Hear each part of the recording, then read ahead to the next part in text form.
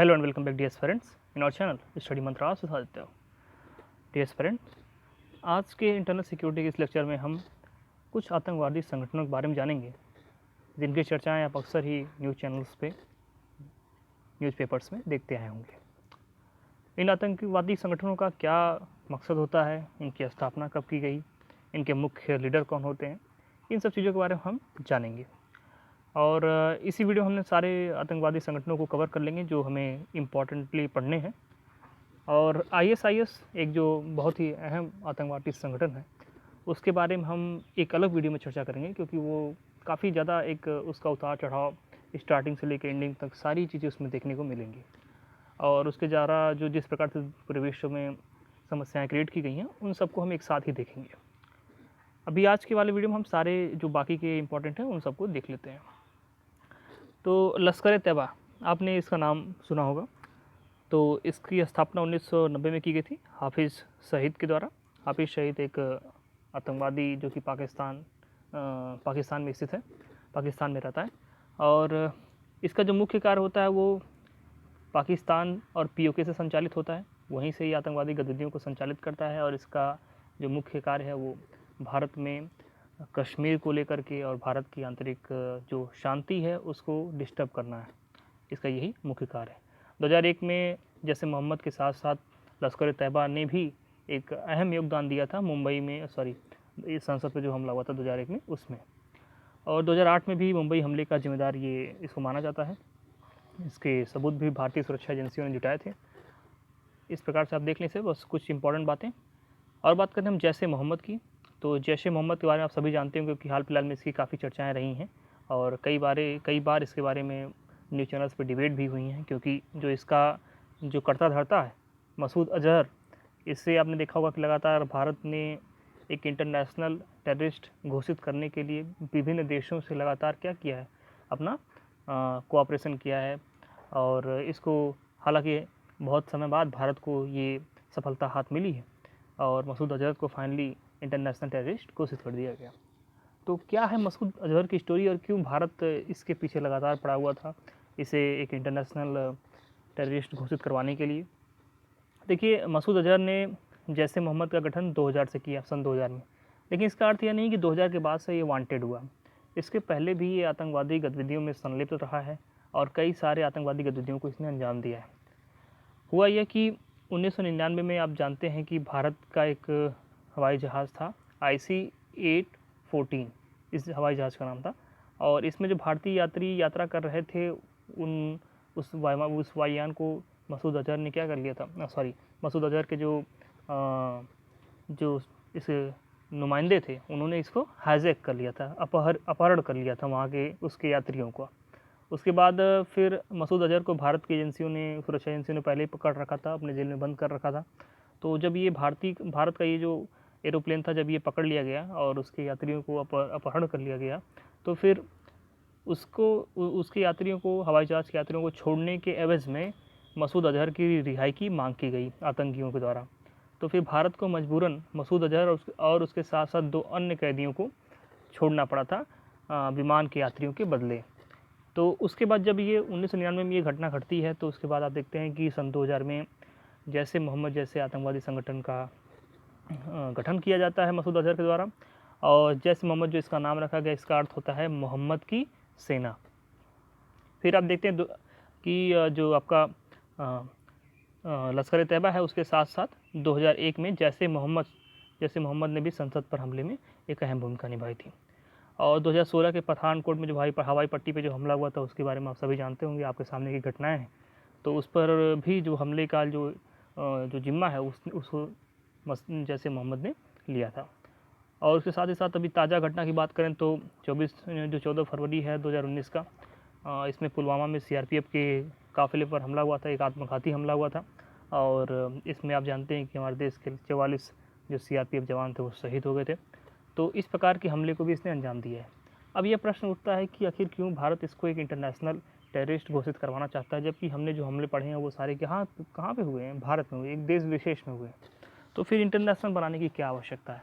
तो आपको मैं बता दूं कि देखिए 2001 से ही ये जो संस्था बनी है जैश ए मोहम्मद, इसने तालिबान को अपना समर्थन दिया है और अफ़गानिस्तान में भी तालिबान के साथ ही सहयोग करता रहा है। इस वजह से आप जानते हैं कि तालिबान के साथ सहयोग करना, इसका मतलब कि अफ़गानिस्तान की धरती पर कार्य करना, तो फिर एक देश से दूसरे देश और पाकिस्तान में रहते हुए कार्य करना, तो 3 देश। तो इस तरह से और भी देशों में इसका जो प्रभाव है वो छोड़ करके आप देखेंगे कि ये कई देशों में इसका प्रभाव हमें दिखाई देता है। तो इस वजह से 1 मई 2019 को मसूद अज़हर को जो यूनाइटेड नेशंस की जो सिक्योरिटी काउंसिल है, सुरक्षा परिषद है, इसने इसे अंतर्राष्ट्रीय आतंकवादी घोषित कर दिया। अब बात करते हैं हम हिज़्बुल मुजाहिदीन के बारे में। हिज़्बुल मुजाहिदीन क्या है? देखिए, ये भी एक आतंकवादी ग्रुप है और एक कश्मीर स्थित आतंकवादी ग्रुप है और इसकी स्थापना 1989 में की गई थी और इसके जो वर्तमान जो नेता हैं, जिनको उनके उपनाम सैयद सलाउद्दीन के नाम से जाना जाता है, इनका जो रियल नेम है वो नहीं पता है। और आमतौर पे ये जो है पीओके, जो पाकिस्तान ऑक्युपाइड कश्मीर है, उसमें ये बंदा रहता है और वहीं से अपनी आतंकवादी गतिविधियों का अंजाम देता है। तो हिज़्बुल के बारे में भी आप थोड़ी सी जानकारी रखें। देखिए, सारे जो संगठन है ना, लगभग मिलता जुलता इनका ऑब्जेक्टिव दिखेगा आपको, थोड़े थोड़े डिफरेंसेस होंगे और वही थोड़े डिफरेंसेस आपको क्लियर रखने हैं और आगे जब भी आप सर्विस में आएंगे तो इस प्रकार की चीज़ों से आपका सामना होगा लगातार। तो जो लोग आईपीएस बनेंगे या फिर किसी और भी सर्विसेज में जाएंगे तो उनको इन सब चीज़ों को फेस करना होगा। अगर आप इंटरनल सिक्योरिटी में असिस्टेंट कमांडेंट के पद पर आते हैं तो भी आपको ये सब चीज़ें काफ़ी फेस करनी होती है। तो इसके बारे में हल्की हल्की जानकारी आप रखें। AQIS, इसमें इट मीन्स अल कायदा इन इंडियन सब कॉन्टिनेंट। जो अल कायदा आप सभी जानते हैं कि जो आपका उसामा बिन लादेन था, उसका एक संगठन है और उसका जो मूल संगठन है, उस मूल संगठन का दक्षिण एशिया में सबसे युवा संगठन है ये AQIS। ये अलग है लेकिन ये उसी का एक संगठन है और सबसे यंग संगठन, मतलब हाल फिलहाल में ही बना है, 2014 में ही क्या किया गया, इसका गठन किया गया।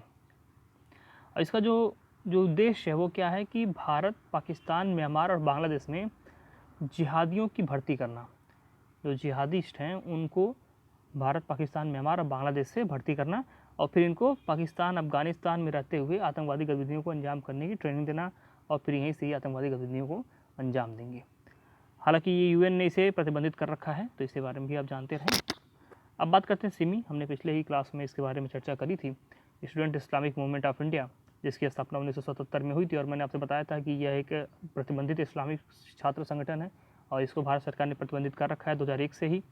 और इसके बारे में मैंने आपको ये भी बताया था कि इसके जो शुरुआती उद्देश्य थे वो यह थे कि जो भारतीय जो मुसलमान हैं उनको पश्चिमी जो सभ्यता है, पश्चिमी संस्कृति है, उससे बचाना।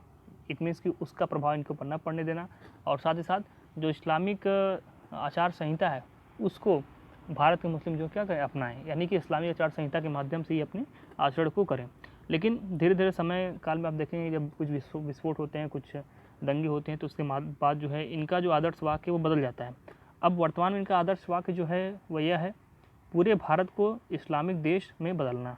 इट मीन्स कि पूरे भारत को एक इस्लामिक कंट्री बनाना चाहते हैं, ये इनका आदर्श वाक्य, इट मीन्स आज का ये उनका लक्ष्य है। इसका पहले का मिशन क्या है, इसको हमने पिछले लेक्चर में देख रखा है, तो आप वहाँ से देख लेंगे। बात करें इंडियन मुजाहिदीन की, तो आप सभी जानते हैं इंडियन मुजाहिदीन के बारे में, और ये छोटे मुजाहिदीन भी होते हैं। इट मीन्स कि बच्चों को भी इस तरह से ट्रेनिंग दी जाती है कि वो इस प्रकार की गतिविधियों में, आतंकवादी गतिविधियों में भाग लेते हैं, तो उन्हें हम छोटे मुजाहिदीन कहते हैं। और ये इंडियन मुजाहिदीन जो है आप सभी जानते हैं कि भारत आधारित संगठन है, पिछले वीडियो में भी हमने इस पर चर्चा की थी। और इसका जो मुख्य उद्देश्य यही है कि भारत पूरे विश्व को यह बताना कि जो भारत का आतंकवाद है वो किसी दूसरे देश की वजह से पनपा हुआ, उपजा हुआ आतंकवाद नहीं है, बल्कि भारत के अंदर ही जो भारतीय मुस्लिम हैं उनके साथ हो रहे जो दुर्व्यवहार है, जो दुर्व्यवहार उनके साथ किया जा रहा है, ये उसी की प्रतिक्रिया स्वरूप है। तो ये पूरे विश्व को ये बताने के लिए इंडियन मुजाहिदीन जैसे संगठन की स्थापना की गई।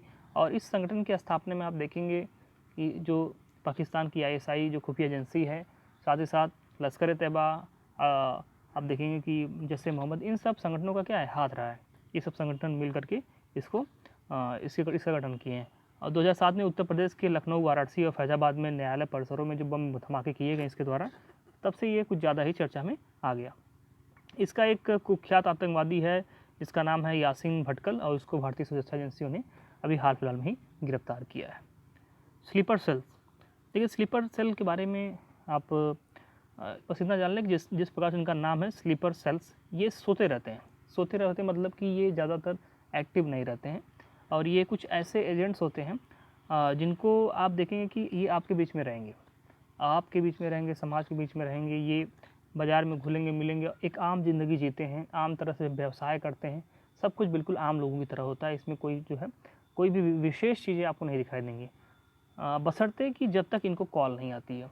इट मीन्स कि ये बंदे ऐसे होते हैं जो बिल्कुल सामान्य सा जीवन जीते हैं, और जब इनके आका इनको किसी काम के लिए पुकारते हैं, इट मीन्स कि इनको कांटेक्ट करते हैं, तब ये बंदे एक्टिवेट हो जाते हैं और ये फिर अपने उस कार्य को करने में लग जाते हैं जो काम इनको सौंपा गया है, और उसके बाद ये फिर शिथिल हो जाते हैं, फिर ये अपने बैक टू नॉर्मल लाइफ हो जाते हैं। तो ये बंदे जो हैं, ये ग्रुप तब तक शिथिल रहता है जब तक कि इसे सक्रिय होने का आदेश नहीं मिलता, और इसे तुरंत कार्य नहीं करना होता, बल्कि वक्त पड़ने पर इसको कार्य में लगाया जाता है। अच्छा, स्लीपर सेल्स के बारे में हमारे देश में एक मूवी भी बनी है जिसका नाम है मेरे ख्याल से हॉलीडे, और उसको डायरेक्ट किया है AR मुरुगदासन ने, तो आप उससे देख सकते हैं। उसके माध्यम से आप एक स्लीपर सेल्स के बारे में बहुत अच्छा आइडिया ले लेंगे। और एक संगठन के बारे में देख लेते हैं, हालांकि ये बहुत ज़्यादा फेमस नहीं है, कुछ ही हमले इसके हुए हैं भारत में, और उसके काफ़ी लंबे समय से इसने कोई भी हमलों की जिम्मेदारी नहीं ली है। इसको हम शॉर्ट में कहते हैं हुजी, तो हरकत उल जिहाद अल इस्लामिक, तो हुजी इसका नाम है। और यह जो है पाकिस्तान और बांग्लादेश में आधारित है। इट मीन्स यहाँ पे ये संगठन है, और ये बहुत ही पुराना संगठन है, और इसका जो कार्य क्षेत्र है वो भारत, बांग्लादेश और पाकिस्तान तीनों जगह पर है। कब ये चर्चा में आया? 2006 में बनारस में, 2011 में दिल्ली में इसने बम विस्फोटों की जिम्मेदारी ली, तब से हुजी को कुछ ज़्यादा ही जाना जाने लगा। तो ये एक संगठन हुजी, इसके बारे में भी आप थोड़ा सा जान लेंगे। तो हमने आप आज तक कई सारे ऐसे संगठनों के नाम सुनते होंगे, लेकिन आपको कन्फ्यूजन होती रही होगी या फिर ये संगठन अलग अलग क्या करते हैं, क्या इनके उद्देश्य हैं। तो आज ये सारी चीज़ें अगर आपकी क्लियर नहीं है तो आज ये क्लियर हो जाएंगे। अब बच गया हमारा ISIS। तो ISIS पे हम एक अलग सा वीडियो करेंगे, जिसमें हम ISIS के उत्थान से लेकर के उसके जो भी कार्य रहे उसको लेकर के, और वर्तमान में क्या स्थिति है, मतलब कैसे उसका एंड होता है, सब कुछ हम एक सिरे से उठाकर देखेंगे, और इसको एक ही वीडियो में हम कवर करेंगे। तो ये वो वीडियो थोड़ा ज़्यादा अच्छा रहेगा, और इसमें बाकी के जितने संगठन हैं जो भारत के लिए बहुत ही थ्रेट क्रिएट करते हैं, ये उनके बारे में हमने डिस्कस कर लिया। तो ये डियर स्टूडेंट रहा हमारा आज का वीडियो। आई होप को आपको वीडियो पसंद आया हो। इसके बाद मिलते हैं हम अपने अगले वीडियो में, तब तक के लिए नमस्कार।